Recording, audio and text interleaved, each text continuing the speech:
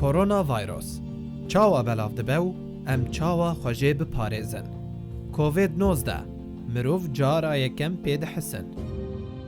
دەما مرۆڤن بە ڤایرۆس کەتی داخەvin, dikuxin, dipişkin, dilop ji devê wan dertê. Bûya wayî jî derbasî mirovên din dibe. Ev dilop nêzî metroyekê diçin û bi ser tiştan xwe bicih dikin. Heta kengî ev vayros dijî nayê zanîn. Divê mirov derdora xwe bi rêk û pêk paqij bike. Em destên xwe didin gelek tiştan. Dibe ku vayros li ser wan hebe. Lewma divê mirov destên xwe nede çav, bêvil an jî devê xwe. Destên qirêj dikarin vayrosê derbasî laşê me bike. Dema em bipişkin an bikuxin, divê enîşka xwe an jî destmalekê mirov bide berdev û bêvla xwe û divê ew destmal were avêtin ji çopeke devgirtî re. Ji bo parastina xwe ji vê vayrosê destên xwe bi av û sabûn û maddeyên paqijiyê teqîmê gelek caran bişon. Li xwe miqate bin û pêşî li belava vê vayrosa metirsîdar bigirin. هذا البرنامج برعاية دار المرأة في قامشلو والهلال الأحمر الكردي. للمزيد من الاستفسار يمكنكم التواصل أو زيارة دور المرأة والهلال الأحمر الكردي في المدن والبلدات التالية: دار المرأة قامشلو، الحي الغربي، خلف جامع قاسمو، مقابل مدرسة الزهراء. هاتف 426 184. دار المرأة الحسكة، تل حجر، فوق حلويات العمر، مقابل مدرسة عدنان مالكي، شارع الكراج. هاتف 371 115. دار المرأة قركيلكي، شارع البلدية، مقابل الدكتور خليل للأسنان، بجانب مؤسسة نقابة الفلاحين. الهلال الأحمر الكردي، مستوصف قامشلو، جانب مشفى بنك الدم. موبايل 098 164 5879. مستوصف قركيلكي، موبايل 093 59 85 121. مساء الخير مستمعينا متابعي إذاعة بوير FM. أهلا بكم في حلقة جديدة من برنامجنا الخاص بالمرأة برعاية الهلال الأحمر الكردي ودار المرأة في قامشلو.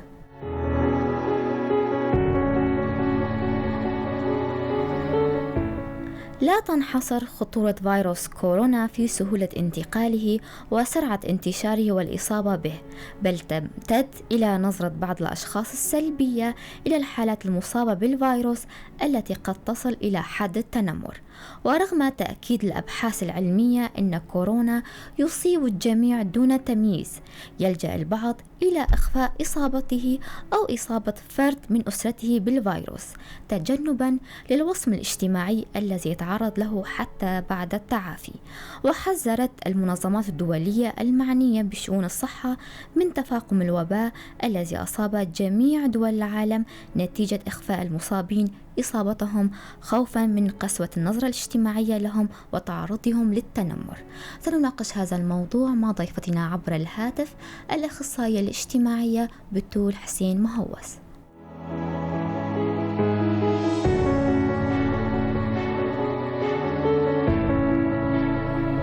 مساء الخير أنسي بتول. هلا عزيزتي، سلام، مساء النور. أهلا. في البداية أنسي بتول لو تعرفي لنا وللمستمعين ما هو التنمر ومن هو المتنمر وأسباب التنمر بشكل عام. حابة أشكرك أول شيء على استضافتك الحلوة. وطبعا أكيد التنمر هو حاليا بهذا الوقت اللي نحن فيه هو ظاهرة كثير انتشرت بالوسط أو بالمجتمع بشكل عام، يعني مو كمجتمع شرق أوسط طبعا. نعم. هو من عصور أساسا، من قبل كان موجود بأوروبا، بس هاي الظاهرة عن جديد تم.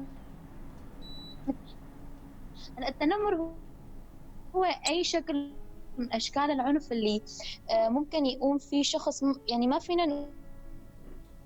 نعم. إحنا هلا حاليا عم نشوفه آسيا بتقول الصوت عندك مو واضح. عايشة. يا عزيزتي سلام، هيك منيح إلك؟ نعم. الصوت منيح؟ نعم. يا عزيزتي، هلا هو أي عنف بيكون في شخص راشد أو طفل تجاه عدة أشخاص أو شخص معين، إن كان لفظي أو إن كان بأشكاله المتنوعة للتنمر. نعم. وأسباب التنمر بشكل عام. ف هلا كأسباب التنمر نحن فينا نقول إنه هو إن كان للأطفال مثلا، هو ممكن يكون التربية الخاطئة اللي انتشأ عليها هذا الطفل أو حتى هذا الشخص الراشد، أو فينا نحن بنعتبر إنه حتى الإهمال للشخص بيؤدي لأنه يتنمر على شخص تاني أو يقلل من قيمة الشخص اللي مقابله اللي هو عم يتنمر عليه. فينا نقول إنه ممكن يكون قلة ثقة بالنفس. الأشخاص اللي عندهم مشكلة بثقة بالنفس، فهن بيستقصدوا يقللوا من قيمة الشخص المقابل ليحسوا إنه هن لهم وجود. كمان فينا نعتبر إنه في أشخاص بسبب العنف الأسري عم يترجموا أفعالهم بالتنمر على أشخاص آخرين. ممكن كمان نحن نقول إنه في أشخاص عندهم الغيرة أو الغرور من الشخص المقابل، فهو عم يدور على وسيلة إنه ليأثر على الشخص الثاني. كمان فينا نقول انه بالنسبه للاطفال، طبعا الاطفال عندهم في اطفال عندهم مشكله بموضوع انه هن عم يلعبوا العاب الكترونيه بتكون عنيفه، فهن هذا عنف عم يترجموه على اساس اللي إن كنا بدنا نقول مثلا الاساس الصح هو ممكن يترجموا هذا التصرف العنيف بطريقه انه يأذوا الشخص اللي قدامه بألعاب بشكل معين باللعبة اللي عم يلعبوها أو بممارسة معينة بهي اللعبة. نعم. هاي بالنسبة للتنمر بشكل عام. موضوعنا التنمر على مصابي فيروس كورونا. شو هي أسباب يا ترى، شو هي أسباب التنمر على مصابي فيروس كورونا؟ ليش عم يتنمروا؟ هلا ممكن يعني مثل ما قلت لك، موضوع التنمر هو ممارسة العنف إن كان على مصاب كورونا أو شخص آخر. بس ليش اللي صار التزايد على أشخاص المصابين بكورونا؟ بسبب أنه يمكن نحن كلنا عرفنا طريقة انتشار هذا المرض عم يكون بطريقة كتير غريبة. فيعني أنه هي بطريقة اللمس أو حتى المعاملة اليدوية أو أنك تلمسي شيء فأنت يعني بيصير هي الإصابة. فالسبب اللي خلى التنمر يزيد هو أنه نحن شفنا ممارسات العالم كيف عم تكون بهذا الموضوع. يعني مثلا ممكن أنه يشوفوا الشخص بس لأنه الإصابة إجت من الصين. نعم. فكمان هذا شكل انه السبب اللي بيخص المصابين الكورونا هو طريقة الانتشار تبعه عم تخلي يطلعوا.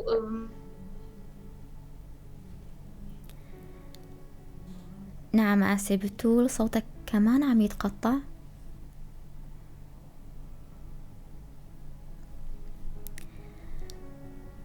آسيا بتقول عم تسمعينا؟ ناخد فاصل ونرجع.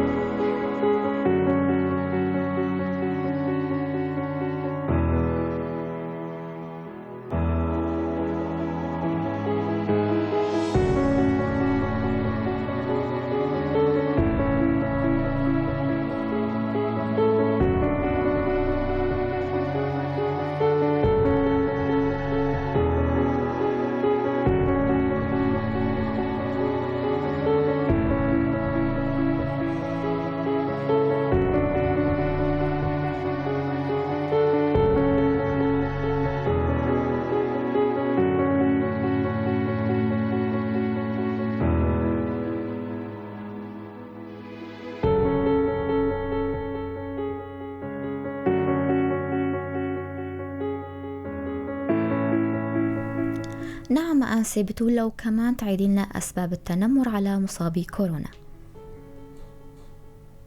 ايه عزيزتي سلام، ان شاء الله يكون الصوت واضح. هلا بعتذر على القطع اللي صار. نعم هلا واضح.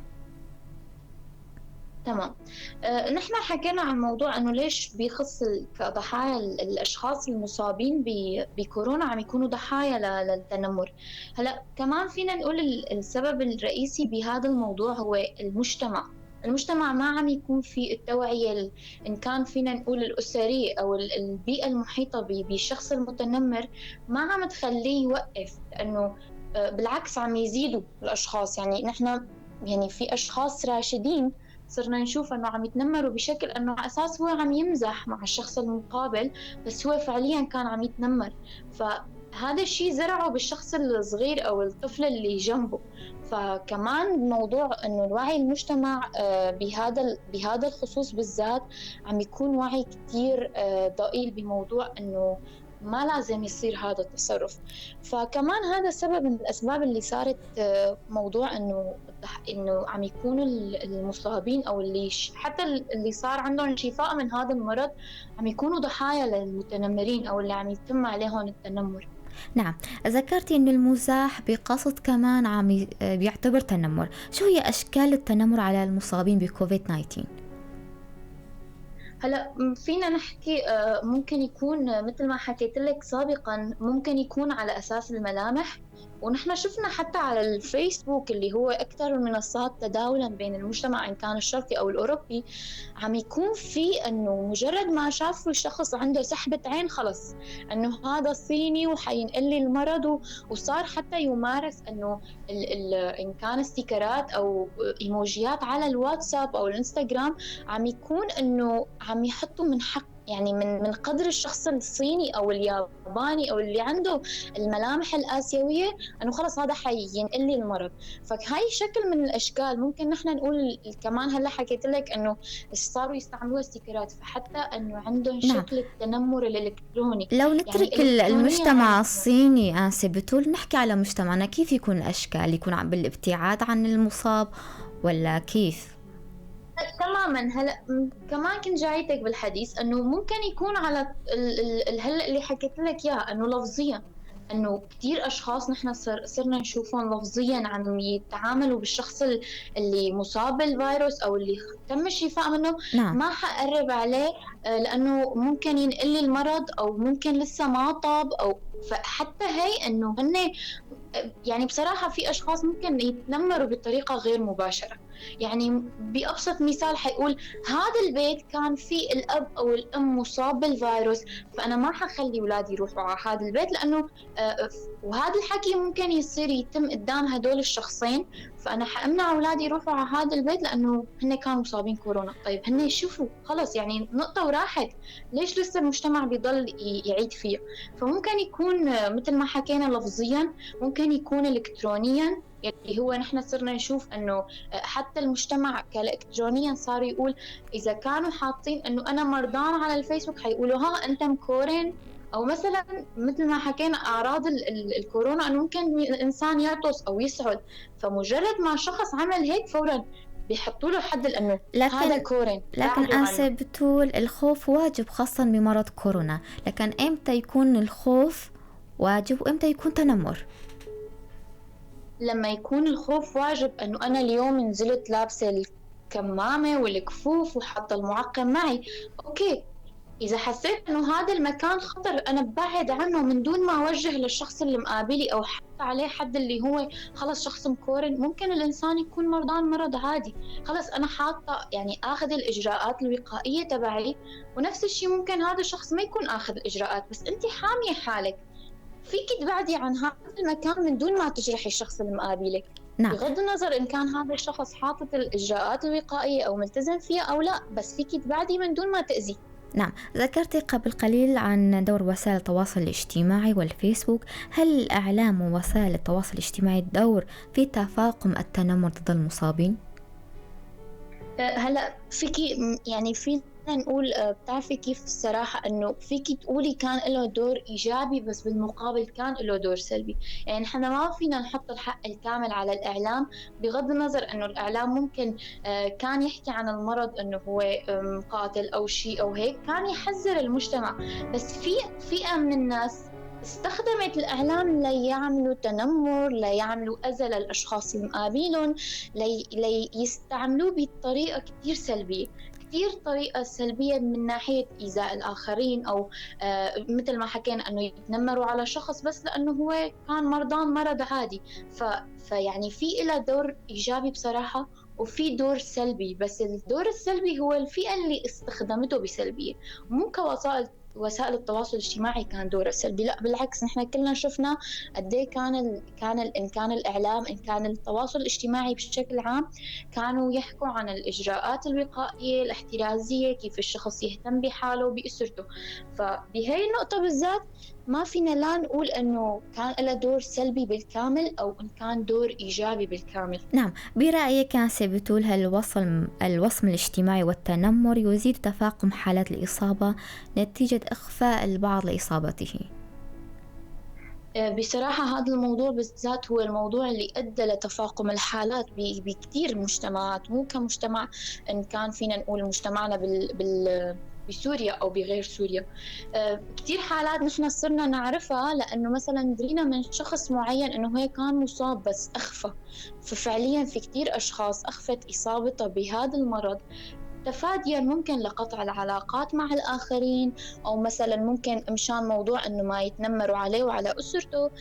كمان أنه ممكن يكون يعني تفاديا لأنه يحس بأنه هو صار في شيء مشكلة عنده. يعني نحن كتير أشخاص نحن بنعرفهم بعد إصابتهم بالمرض أو أنه كان في شخص مريض بقلب العائلة، بتحسي أنه هو صار عنده مثل كأنه صار شيء مشكلة كتير كبيرة، أو أنه مرض كتير خطير صار بالعائلة، فالعالم صارت تطلع بنظرة دونية لهيدا المكان أو هاي العائلة أو هذا الشخص. نعم. فمشان هيك كان في دور كتير يعني كبير بموضوع الوصمة، لأنه فعليا المجتمع اعتبره وصمة للشخص يلي انصاب أو أصيب بهذا المرض. نعم، أهمية دور حملات التوعية في الحد من انتشار ظاهرة التنمر ضد مصابي فيروس كورونا. بصراحة هلأ بكل الحملات نحن بنعرف الفائدة القصوى اللي بتعملها الحملات، بس كمان ما فينا نقول أنه الحملات هي السبب الوحيد لأنه ما يصير هذا الشيء. يعني أوكي، الحملات التوعوية شيء كتير مهم، بس أنا إذا كانت هي البيئة رافضة لهي الحملات فأنا ما استفدت شيء. فالحملات هي بدورها كانت إيجابية بشكل كبير، بس في بيئة لازم تكون متقبلة أو مستمعة لهي الحملات وعم تقوم فيها فعليا. لأنه أنا ما رح استفاد من الحملة اللي أنا حقوم فيها وأنا بعرف أنه المجتمع اللي أنا فيه حيقول لي لا شو الكمامة، لا شو الكفوف، لا شو المعقم. ففينا نقول أنه الحملات لها دور كبير، بس ما فينا نحط عبء الانتشار أو تقليل الظاهرة أو زيادة الظاهرة على كاهل هي الحملات. نعم. يعني كمان البيئة والأسرة والمدرسة لها دورها الكبير بهذا الموضوع. كما نعلم أن المصابين بفيروس كورونا يحتاجون لدعم معنوي ونفسي كبير باعتباره جزء من العلاج، والتنمر عليهم قد يهدد حياتهم بالخطر. على عاتق من يقع حل مثل هكذا مشكلات مجتمعية؟ هي المشكلات هي مو على عاتق منظمة أو جمعية أو شخص، أو هي على عاتق مسؤولية مجتمع كامل، على عاتق البيئة المحيطة، على عاتق الأب والأم، الأخوة، كل شخص موجود بهذا المجتمع. فهي المشكلة على عاتقه كله. لأنه أنا اليوم إذا اهتميت بالإجراءات والشخص الثاني ما اهتم، أو أنا ما اهتميت والشخص الثاني اهتم، فأنا أذيته بطريقة مباشرة أو غير مباشرة، أنا أذيت. فهذا الموضوع نحن ما فينا نحطه على عاتق شخص، هو على عاتق كل شخص موجود بهذا المجتمع وبهي البيئة. هو نعم. بيخص كل حدا فينا إن كان مصاب أو غير مصاب. على كل شخص موجود بيتحمل أعباء أي نتيجة إن كانت سلبية أو إيجابية. أنا اليوم إذا ساهمت بانتشار هذا المرض ببيئتي أو بعائلتي فأنا الملامة صح، بس بالمقابل فيكي بكل أريحية أنت تهتمي بالإجراءات، وتكوني عم تحافظي على المجتمع كله. لأنه أوكي، غلط أنه أنا أطلع من دون كمامة ومن دون كفوف، بس المجتمع اللي حوالي لازم كمان هو يطلع. قصدك أنا كل إذا كنت واحد غلط ينطلق من نفسه. تماما، هو على عاتق كل شخص. كل شخص لازم يبلش بمسؤولية نفسه، هو اللي يتحمل النتيجة اللي حيقوم فيه أو اللي حيصير فيه. نعم. هل يمتد الآثار النفسية التي قد يخلفها التنمر على المصاب بكورونا حتى بعد تعافيه من الإصابة؟ للأسف بيكون في آثار نفسية، لأنه هلأ قبل شوي نحن حكينا بموضوع أنه ممكن لما شخص بيعرف أنه أنا انصبت بفيروس كورونا فهو ما عاد يتواصل معي، فأنا ممكن أنقطع اجتماعيا من فئة معينة من أشخاص معينين. فهذا الشيء إجباري حيؤدي لآثار نفسية، ممكن ما تكون آثار كتير كبيرة. هو حسب كمان البيئة اللي أنا فيها، يعني حتقدري تعرفي أنه هاي الآثار حتمتد بشكل كتير عميق أو لا. يعني أنا إذا كانت رفيقتي قاطعتني لأنه مثلا أنا انصبت بكورونا، أوكي، نعم. بس أنا المجتمع اللي حواليه ما عم يحسسني أنه أنا انصبت بمرض كتير خطير وأنا عديت العالم أو شيء، فأنا فعليا أوكي ممكن يأثر علي نفسيا بشكل بسيط، بس ما حيأثر بشكل كتير كبير. أنا عم فكمان بقصد بعد التعافي، آسف بتقول بعد التعافي هل يؤدي للاكتئاب إلى بعد الانعزال التعافي الاجتماعي للانطوائية؟ تماما عزيزتي سلام، حتى بعد التعافي أنا بعرف أشخاص بعد التعافي انقطعت صلاتهم الاجتماعية مع أشخاص يعني معينين، لأنه خلص هو انصاب فهو خلص بيته كلهم كورن. تمام، عرفتي كيف؟ يعني حتى بعد التعافي في آثار نفسية عم تأثر على أشخاص. يعني في أشخاص انقطعت، فينا نقول آثارهم النفسية ممكن تكون بطريقة أنه أنا انقطعت عن أشخاص معينين، أو لأنه أشخاص معينين قللوا مني بوقت إصابتي، فصار عندي مشكلة بموضوع الثقة. فهي كمان سبب من الأسباب اللي حتأثر علي نفسيا بعد الشفاء. نعم. يعني بعد هي الإصابة اللي صارت لما انشفيت، فأنا صار عندي مشكلة بموضوع الثقة، أو صار عندي مشكلة بموضوع أنه ما عاد عندي أشخاص أتواصل معهم أو أكون على تواصل مع هدول الأشخاص، فإجباري حيكون في عندي مشكلة نفسية. نعم. مع افتتاح المدارس وعودة التلاميذ إلى مدارسهم سنشهد حالات من الإصابة بفيروس كورونا. ما هو دور المدرسة في منع التنمر عند التلاميذ والطلبة؟ عزيزتي سلام، بكل الحالات صح أكيد حيكون في حالات للإصابة، بس أكيد المدرسة هي بيجي عليها دور كبير بموضوع إن كانت وعي الأساتذة أو الطلاب، يعني ببرامج معينة أنه ممكن يخصصوا وقت معين للأشخاص، أنه مثلا يحكوا للطفل أنه ما لازم تعمل هذا الشيء، ما لازم تشيل الكفوف أو الكمامة. صح هذا الشيء كتير أساسي، بس كمان المدرسة ما حيكون فيها داري على أكثر من 2000 مدري 4000 بني آدم موجود بقلب مدارسها، فكمان دور الأسرة ودور البيئة بيلعب دور كتير كبير بهذا الموضوع. المدرسة عليها تعمل حملات توعية، المدرسة عليها توعي الأساتذة والأنسات أنه يكونوا منتبهين بموضوع الأطفال، أنه إن كان أطفال أو راشدين طبعا. المدرسة عليها دور كبير، بس لازم يكون في دور تاني. أنا اليوم لما يكون في لما بدي أبعت ابني على المدرسة، فأنا رح وعي ابني قبل ما يروح على المدرسة، بس إذا انصاب ابني بهذا المرض أنا ما فيني اتهم المدرسة أنه كانت السبب، مع العلم أنه يفضل أنه ما كانت المدارس تفتح بهذا الوقت، لأنه نحن بنعرف في مشكلة بهذا الموضوع. نعم. وشفنا بسوريا بالأخص يعني كان في مشكلة بموضوع افتتاح المدارس بهذا الوقت، كان يفضل يتأجل لفترة تانية. صح نحن كمجتمع لازم نتعايش مع المرض لأنه هو خلص موجود، بس بهذا الوقت كان يفضل يعني يكون في توعية أكبر لبعدين يتم افتتاح المدارس، لأنه للأسف لحد هلا نحن عندنا مشكلة بموضوع الوعي تجاه هذا المرض. نحن بنعرف كثير أشخاص، إن كان أنا أو أنت أو الموجودين معي، بيعرفوا قد إيه في أشخاص لحد هلا تستهزئ بهذا المرض أو بتاخده بشكل كثير أنه مثل الرشح العادي. نعم. فكيف يمكن الحد من ظاهرة التنمر إذا صح التعبير؟ بالدور الأول عزيزتي بهذا الموضوع هو لازم يكون الأهل، لأنه الأهل هن الأساس بموضوع الأهل هن اللي على طول مع الولد.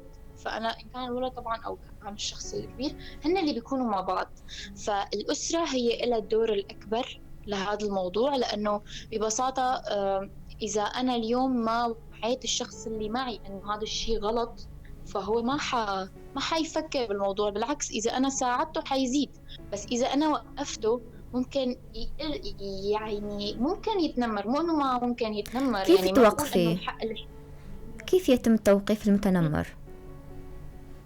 بيتم توقيف التنمر لما أنا أبسط مثال، لما إذا بدنا نحكي إنه كيف بدنا نوقف هذا التنمر، إذا أنا صرت وعي الشخص اللي معي إنه هذا الشيء غلط، أو الشخص اللي عم يتم التنمر عليه قال له إنه هذا الشيء غلط، ما بيصير تعمل هذا التصرف معي. إجباري أنا إذا اليوم ما حكيت أو ما طالبت بحقي حيصير هذا التنمر، بغض النظر أنه في أشخاص سيئين بيستمروا بهذا التصرف، بس أنا لازم وقف بوش المتنمر لأحمي حالي. نعم. فدور الأهل بهذا الموضوع مهم. أنا اليوم كأم كأب كأخت كأخ لازم أقول لأخي أو رفيقي أو اللي هو أنه هذا التصرف غلط، ما بيصير يكون، حتى لو أنك عم تاخده بموضوع المزح، بس هذا التصرف غلط ما بيصير تعمله. نعم، هي بالنسبة نعم بالنسبة للأهل. أما بالنسبة للمجتمع؟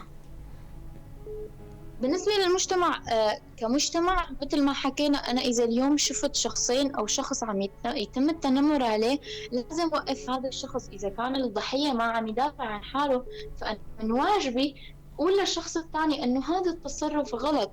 نحن أكيد كلنا يعني كنا بنمر بهيك حالات. فأنا إذا فيني أو أنا لي ممكن لي هي القوة الشخصية اللي تخليني وقف شخص عم يتنمر على الثاني، فهذا الشيء كتير منيح، والمجتمع لازم يعمل هذا الشيء بغض النظر. يعني نحن كتير مرات بنشوف أشخاص بيتنمروا، أبسط مثال على شخص ما بيقدر يحكي أو ما بيقدر يسمع، فبيصيروا بيقولوا شو في هاد أو شو. أنا إذا ما وقفت بوش هذا الشخص فأنا فعلياً عم ساهم بهذا التنمر. فنحن مجتمعنا ما لازم يغض نظر، ما لازم يغض طرف عن هذا الموضوع. نعم. عن إنه إذا شاف شخص عم يتم التنمر عليه يوقف أو يسكت، لا، بعدك إنك توقف هذا التصرف الغلط، مو إنه تضل ساكت أو عم تتفرج. أهم النصائح التي يمكن من خلالها تقوية الدافعية لضحايا التنمر؟ بالمرتبة الأولى هو مرتبة الأسرة، أنه أنا أعطي الثقة الكاملة للأشخاص الموجودين بهيدي الثقة بهيدي الأسرة عفوا. من ناحية الثقة أنه أنا أعطيه ثقة الحرية العيش وهي القصص. أنا إذا اليوم ما أعطيت ثقة لابني، فأنا ابني حيطلع ما عنده ثقة، فهو فعليا حيروح يتنمر. كمان موضوع أنه هو علمه، مثل ما حكينا، علمه انه كيف يدافع عن حاله. مجرد ما صار هذا التصرف معه، قل له انه اذا بتريد الشخص اللي عم يتنمر علي، قل له اذا بتريد هذا التصرف عم يأذيني او عم يضايقني، هذا الشخص ما كف عن تنمره، فانا بحمل حالي وبطلع من هذا المكان اذا كان فيه، او بخليه يوقف باي شكل من الاشكال. اكيد اذا ما لي سلطه، في حدا تاني له سلطه. كمان فينا نحن عن طريق انه نحاول نتحاور مع الشخص اللي عم يتم التنمر عليه، لانه نحن بشكل عام الاشخاص اللي بيتم التنمر عليهم في كتير نسبة كبيرة ما بيحكوا. فانا اليوم خاصة نحن عم نحكي عن فترة مدارس، فكأم أنا لازم أسأل ابني مين هن رفقاتك، أو أعرف طبيعة الأصدقاء اللي بيكونوا معه. هذا الشيء كتير مهم، أنه أنا أتحاور أو أتناقش مع ابني. أو كمان نحن لازم نساعد بموضوع أنه نحاول الأشخاص. هلأ بكل عائلة أكيد في حدا بيعرف أنه هذا الشخص متنمر أو لا، لأنه أسلوب يعني أساليب التحدث نحن شخص متنمر أو لا. فنحن نحاول هذا الشخص نشيله ونحطه بنشاطات مهمة أو تخليه يشغله عن أنه يأذي يمارس التنمر أو يتنمر عليه بطريقة تماما. أنه يعني يكون مشغول بشيء أفضل من أنه يكون مشغول بأنه يروح يتنمر ويأذي ويحكي ويعنف. فهذا الموضوع كمان كتير مهم. كمان المدرسة لها دور بهذا الموضوع، خاصة هلأ المدارس على وش أنه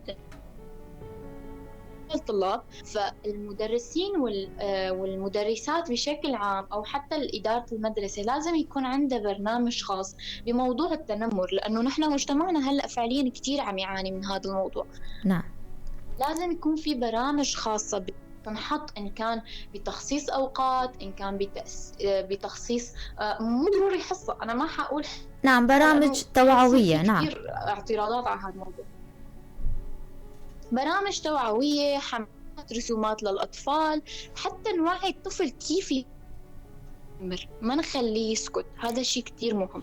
فبهذا الموضوع بالذات إن كان المجتمع أو الأسرة أو المدرسة لها دور بأنه توقفه. بس نحن كمجتمع محيط للشخص اللي عم يتم ممارسة التنمر عليه أو يلي عم يتنمر، نحن يا أنه مثل ما حكينا بكل هاي النقاط، يا نعمل بهاي النقاط أو نحاول الشخص اللي بيكون ضحية للتنمر نساعده ليوقف بوجه هذا الشخص يزيد أو يتنمر عليه.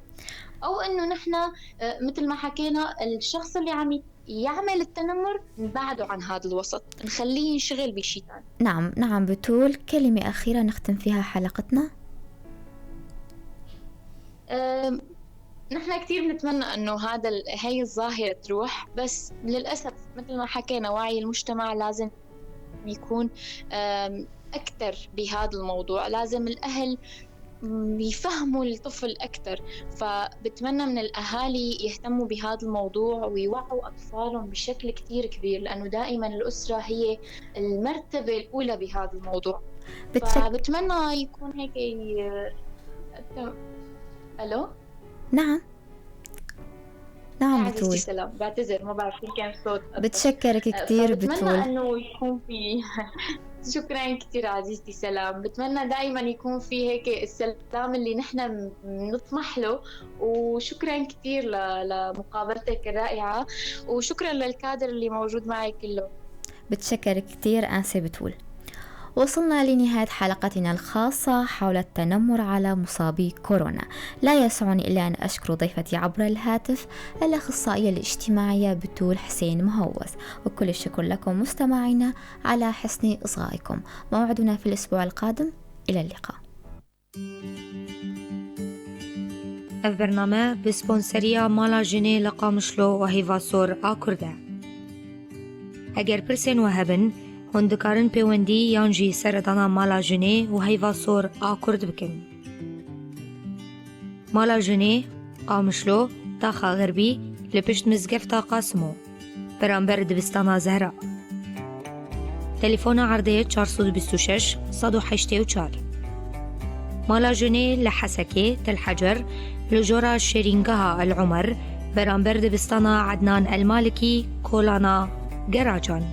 تليفون عرضي 371 115. مالا جني لگركي لگي كولانا شرداريه برانبر دكتور خليل يدرانان لكيلك السازي و سنديكيا جوتياران. هيفاسور آكورد نخوشخاني قامشلو لكيلك بنقدم. موبايل 09 حيشتيك 64 58 79. نخوشخاني آگركي لگي موبايل 09 35 98 51 22.